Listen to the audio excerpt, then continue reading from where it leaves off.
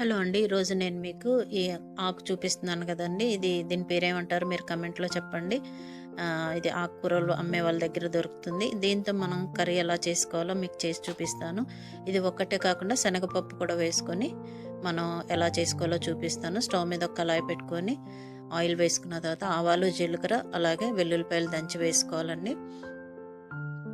అలాగే మనం కట్ చేసి పెట్టుకున్న పచ్చిమిరపకాయలు, ఉల్లిపాయలు వేసుకోవాలి. ఈ కర్రీ అచ్చంగా పచ్చిమిరపకాయలతోనే చేస్తాం కాబట్టి మనం ఎన్ని కట్టలైతే తీసుకుంటామో దానికి సరిపడా పచ్చిమిరపకాయలు వేసుకోవాలి.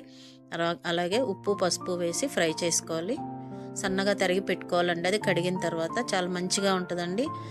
పేరు గుర్తు రావట్లేదు, మీకు తెలిస్తే ప్లీజ్ కమెంట్స్లో చెప్పండి. అలాగే ఉడకబెట్టిన పచ్చెనపప్పు కూడా వేసి కలపాలండి. కొద్దిగా వాటర్ వేసి ఉడికించాలి. అంతే అండి, చాలా సింపుల్గా అయిపోతుంది. ఇది చపాతీలోకి, రోటీలోకి, పుల్కాల్లోకి బాగుంటుందండి. మీరు కూడా ట్రై చేయండి. మన ఆకుకూరలు అమ్మే వాళ్ళ దగ్గర